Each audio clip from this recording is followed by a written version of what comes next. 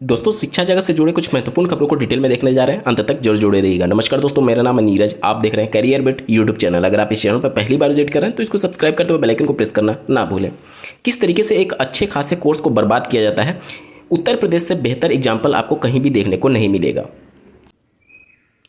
कभी रोजगार की गारंटी माने जाने वाला डीएलएड कोर्स आज अपने अंतिम सांसों को गिन रहा है। उत्तर प्रदेश में डीएलएड सत्र 2026-28 में एडमिशन के लिए प्रक्रिया प्रारंभ की गई थी। एडमिशन की प्रक्रिया समाप्त होने के बाद 1.25 लाख से ज़्यादा सीटें खाली रह गई हैं, और ये भी तब जब 2 लाख समथिंग यहाँ पर टोटल सीट्स हैं, मतलब आधे से ज़्यादा यहाँ पर सीटें खाली रह गई हैं। टोटल आवेदन की संख्या की बात करें तो 2,39,000 सीटों के सापेक्ष केवल 1,12,136 अभ्यर्थियों ने ऑनलाइन पंजीकरण कराया था। इनमें से 99,411 अभ्यर्थियों ने अब तक ऑनलाइन शुल्क जमा कर दिया है। शुल्क जमा करने वालों की संख्या अभी बढ़ सकती है। प्रशिक्षण के लिए पंजीकरण की स्थिति काफ़ी कम देखते हुए तथा कई विश्वविद्यालयों का परिणाम देर से आने के चलते उत्तर प्रदेश परीक्षा नियामक प्राधिकारी के सचिव ने पंजीकरण तिथि बढ़ाने का प्रस्ताव राज्य शैक्षिक अनुसंधान एवं प्रशिक्षण परिषद को भेजा है।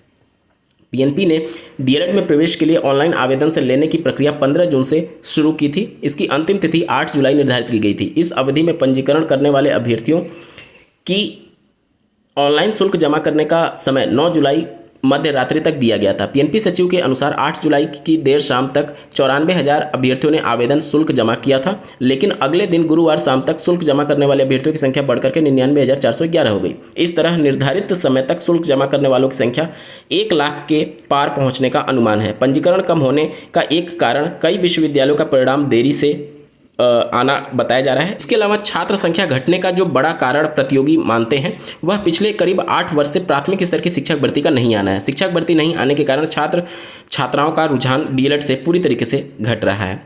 तो यहाँ पर जो कारण बताए जा रहे हैं कि डीएलएड में प्रवेश इस वजह से कम हुआ है क्योंकि अभी यूनिवर्सिटीज़ के रिजल्ट घोषित नहीं हुए हैं। इससे पहले तो अक्टूबर नवंबर तक एडमिशन लिए जाते थे, तो वहाँ पर तो एडमिशन और भी कम हुआ करता था अगर विगत कुछ वर्षों का आप डेटा निकाल करके देखेंगे तो यहाँ पर मेन रीज़न यूनिवर्सिटी का रिजल्ट आना नहीं है। मेन रीज़न है कि 8 साल से आपने भर्ती दिया नहीं है, और ये राजनीति का ही शिकार है कि ये कोर्स अपनी अंतिम सांसों को गिन रहा है।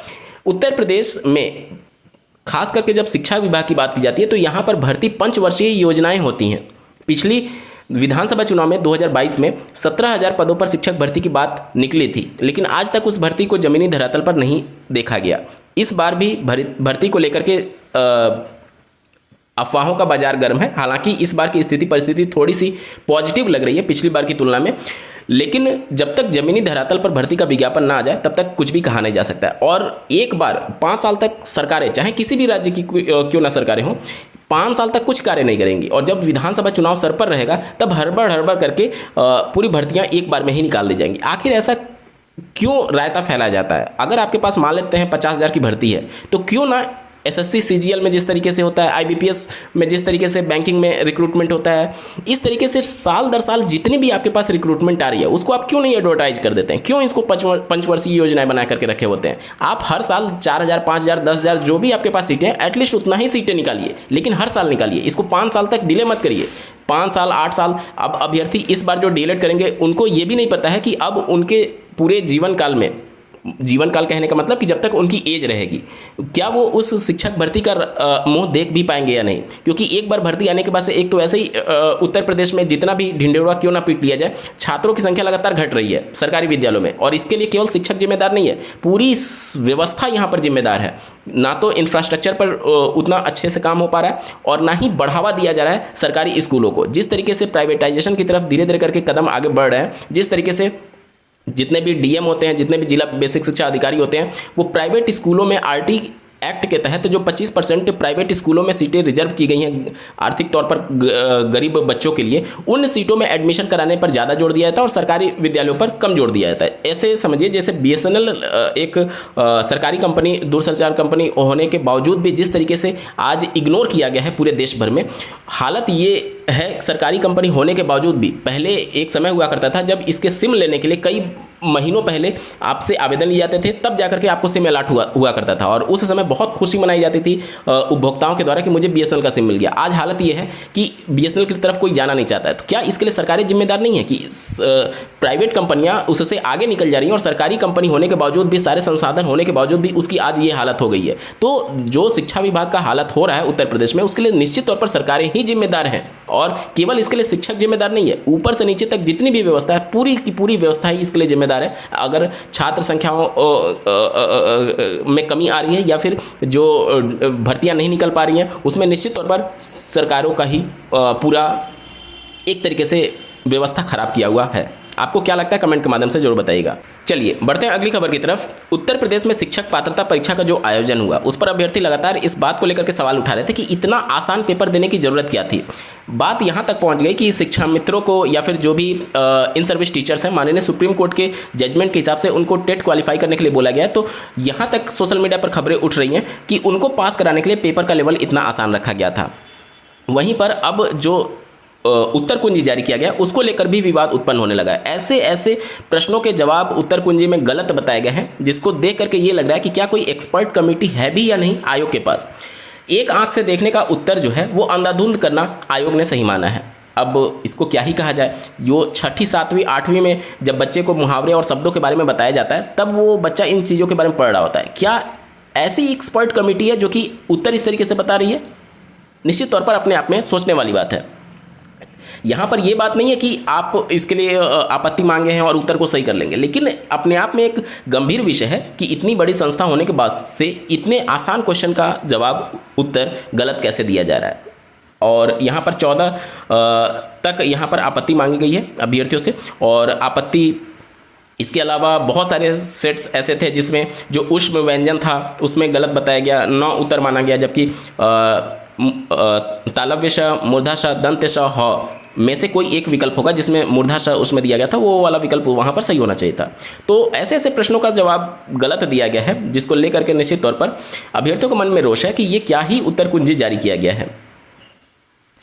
चलिए बढ़ते हैं अगली खबर की तरफ। जैसा कि आपको ज्ञात होगा, उत्तर प्रदेश की बहुचर्चित और विवादित 69,000 शिक्षक भर्ती में दिनांक 21 जुलाई 2026 को मामले को पुनः सुने जाने के लिए लिस्ट किया गया है। आरक्षण विवादित मामले को लेकर के माननीय सुप्रीम कोर्ट ने राज्य सरकार को निर्देशित किया था कि आप लिस्ट को रिविजिट करिए और हमें बताइए उस आंकड़े के बारे में कि कितने कैंडिडेट जेन्युइन तरीके से सेलेक्ट हो सकते थे लेकिन इस विसंगति की वजह से सेलेक्ट नहीं हुए। उन सबका डेटा मांगा गया है और लिस्ट को रिविजिट करने के आदेश दे दिए गए हैं माननीय डबल बेंच के जजमेंट के हिसाब से।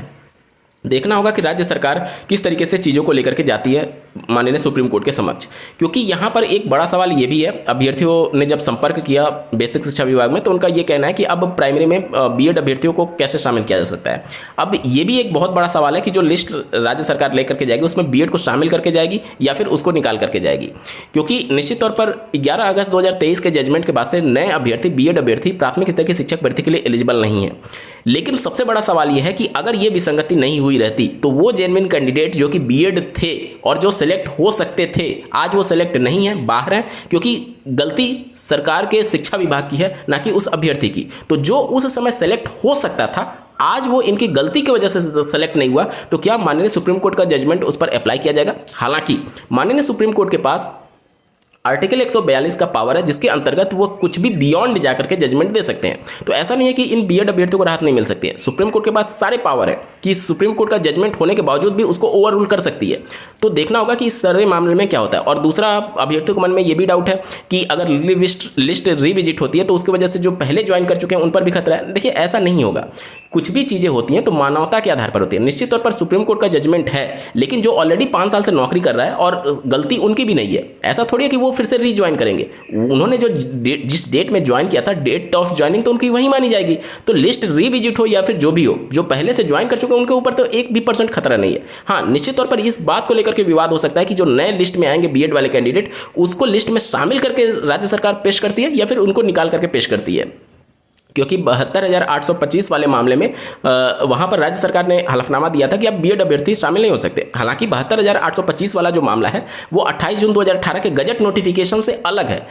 आज भी आरटी एक्ट में धारा 23 की उपधारा 2 में ये निहित है कि अगर पर्टिकुलर किसी एक राज्य में न्यूनतम योग्यता से अभ्यर्थियों की संख्या कम है तो वहां पर कुछ ढिलाई दी जा सकती है। उत्तर प्रदेश में 2011-12 में 72,825 वाली वैकेंसी आई थी। उस समय डीएलएड की संख्या पर्याप्त नहीं थी, इस वजह से बीएड को अलाउ किया गया था उसी धारा 23 की उपधारा 2 के अंतर्गत। तो वहां पर तो बीएड को बाहर करने या नहीं करने या फिर क्या करने नहीं करने उससे कोई मतलब ही नहीं है, क्योंकि वहां के नियम उस समय स्थिति परिस्थिति अलग थी। लेकिन चूंकि आज के डेट में उनको नियुक्ति देना है, इस वजह से ये सारी स्थिति परिस्थिति बन रही है। राज्य सरकार ने अपना हलफनामा दिया था, तो वो जब उस भर्ती में हलफनामा दे चुके हैं तो निश्चित तौर पर इस वाली भर्ती में भी ये चीजें अड़ंगा आएगी और राज्य सरकार यहां पर भी ये बातें कहेगी। तो अब देखना होगा कि बीएड अभ्यर्थी अपने पक्ष में ऑनरेबल सुप्रीम कोर्ट में एडवोकेट के माध्यम से क्या पैरवी कराते हैं। निश्चित तौर पर इस मुद्दे पर 100% समस्या आएगी और चर्चा विमर्श सुप्रीम कोर्ट में जरूर होगा। अब सुप्रीम कोर्ट के पास पावर है कि वो इस पूरे मामले को किस नजरिए से देखते हैं। ठीक है, चलिए बढ़ते हैं अगली खबर की तरफ।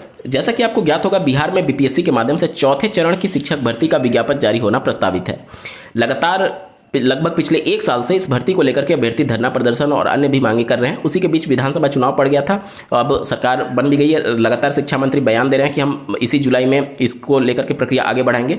इसी के बीच में अभ्यर्थियों की ये मांग है कि भर्ती से पहले STET की एक बार आयोजन किया जाए। बिहार में अगर आप 9वीं 10वीं और 11वीं 12वीं के शिक्षक बनना चाहते हैं तो वहाँ पर एक अलग शिक्षक पात्रता परीक्षा होता है जिसे STET के नाम से जाना जाता है। अगर वो क्वालिफाई करेंगे तभी आप वहाँ पर TGT और PGT के लिए अप्लाई कर पाएंगे। जैसे यूपी में क्या होता है कि यहाँ पर डायरेक्टली आप कोई भी टेट नहीं मांगा जाता है TGT PGT के लिए, लेकिन बिहार में क्या होता है एक STET नाम से परीक्षा होती है, उसको क्वालिफाई करने के बाद ही आप TGT और PGT के लिए आवेदन करने के लिए एलिजिबल होते हैं। ठीक है, तो उस परीक्षा को पुनः कराने की मांग की जा रही है ताकि जो बाद में बीएड कंप्लीट किए हुए हैं या फिर जो STET क्वालिफाई नहीं है उनको भी इसमें सम्मिलित होने का मौका मिल सके। तो देखना होगा कि हालांकि इसके चांसेस बहुत कम है, क्योंकि इससे पहले STET का आयोजन हुआ था और लगातार अभ्यर्थी दबाव बना रहे हैं कि शिक्षक भर्ती का विज्ञापन निकाला जाए। और अगर STET पहले कराया गया तो कम से कम ना भी अगर समय लगे तो 3 से 4 महीने का और ज़्यादा डिले हो सकता है। अब अभ्यर्थी वैसे ही बहुत ज़्यादा परेशान हो चुके हैं, लगातार दबाव बना रहे हैं सरकार पर। सरकार भी अब दबाव में है कि जल्द से जल्द भर्ती का विज्ञापन जारी किया, तो STET को लेकर के थोड़ी सी संभावना कम है। देखना होगा कि क्या कुछ स्थिति परिस्थिति बनती है। ठीक है, तो ये थी आज की कुछ प्रमुख खबरें। ऐसे ही महत्वपूर्ण अपडेट के लिए इस चैनल को सब्सक्राइब करना ना भूलें। इस वीडियो को देखने के लिए आपका बहुत बहुत धन्यवाद। भगवान करे आपका दिन शुभ हो।